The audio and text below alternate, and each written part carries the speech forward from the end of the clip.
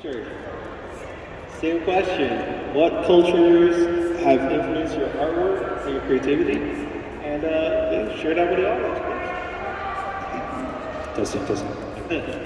I would say that definitely for me, Japanese culture has a huge influence with my style. I usually draw anime, manga style, and sort of mix that with my background of graffiti, which was my first art love. Just went out tagging, and from there the rest was like history. Originally, I'm from Detroit, so growing up during that time, it was hard to find a lot of comics. Like we had to go outside the city to find, comic shops. So the only thing that I pretty much had were like random issues. So I would have like the Maximum Carnage issue, but you couldn't find like the next chapter for the story. So not until years later, I was able to find what happened next. So discovered manga and of course anime. I grew up watching that. Who are your influences in this I would say Akira was a really huge influence on me. Just the amount of work that went into it. I've never seen anything like that. It's just hundreds of pages of this amazing, detailed illustrations. And of course, animation-wise, Dragon Ball is a classic. Yeah, I mean, everyone loves Dragon Ball now. There's somebody on the panel that hasn't watched it yet. So. Oh, you're serious? We will talk about it. Oh, wow.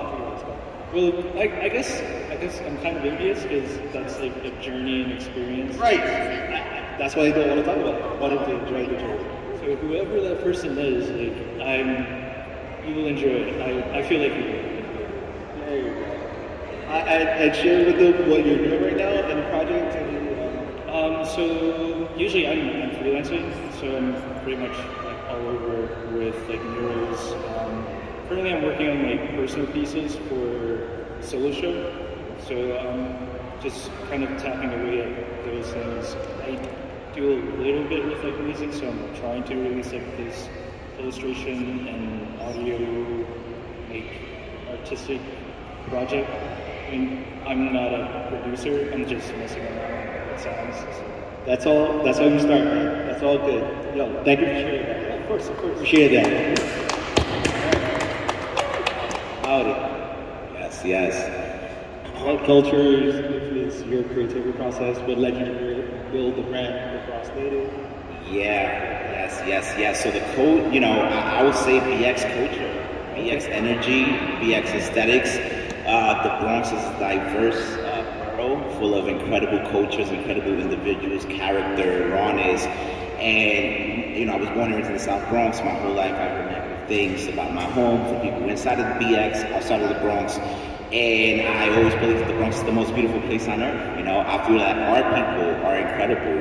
We're strong. We're ambitious. We're hardworking individuals.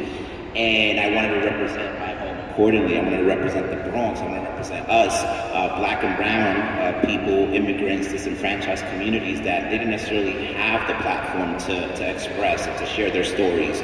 So that's why we created Bronx Native, to do just that, to create real representation for our people, to create inclusive, safe spaces for us to break bread, to build, express, and create. We've been doing that through our multi-layered ecosystem, with our shop, with our fashion, culture, music, the events and things that we've created. Bronx energy, Bronx culture, my people.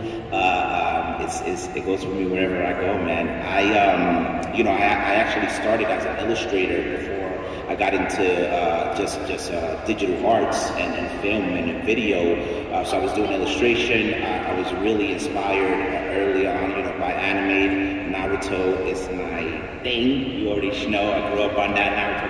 Naruto, of course. Other animes like Fullmetal Alchemist, Blood Plus. And One Piece, of course, Bleach, all those icons. And I transitioned a little bit more towards digital arts, but we're continuing to work in the comic field, in the gaming field, with organizations like the Bronx Gaming Network, ran by BX Blanco, Creative Wong Comics with their comic books. We've been able to do special edition comic books. We've been able to create merchandise. We've been able to create events to empower our youth here in the Bronx, right? Can you tell me a little bit more about Bronx Native? Yes, 30 seconds or less. Yes, indeed. I'm talking about Bronx Native. We do have an amazing project coming up. Next year is the 50th year anniversary of hip hop. You already know, a genre that has taken over the world, that started in the Mecca, the BX. So we are going to be creating an illustrative book with MCs from the Bronx and quotes they've said about the Bronx and our borough, and working together with Creative Wong Comics, with Shawn, with a bunch of amazing illustrators in the BX, and I'm looking forward for that to come out. So you are ready? Yes. All right. Thank you. Appreciate that. Thank you. So next is my compadre, my partner in crime. Take it away, Rosa. Thanks. I guess my beginnings of why I created the A.C.G social mixer started, of course, being a female and growing up in, the Bronx. It was one of those things like, oh, you can't be a nerd, you can't like this stuff. You can't like anime, comics, and games. But, I saw that was something I gravitated toward, the story, the characters, just the visualizations, and how it brought a lot of personality compared to like Western cartoons at the time. They were silly and goofy, but something about anime, comics, and games, it brought that personal identity, which I identified with, not just as a culture, being from the Bronx, and seeing like some of the heroes, how they grow up through the struggles, through the ups and downs. I saw those moments in each of those genres. And I think it started with my uncle when I was probably in elementary school. I went with him to Dragon's Den, if you guys know what Dragon's Den was back in the day in Yonkers, New York. We went over there and I saw an illustration of X-Men comic, and it was like a comic book that you open the front cover and you see all the X-Men like in action, kicking ass. And I saw Storm, and Storm was like, oh wow, she is such a badass chick. I just fell in love with her. And every time he went there, I was like, please bring me anything Storm, cards, comics with Storm on it, bring me posters, and that's what it ended up. That was my beginnings of like getting into this type of genre.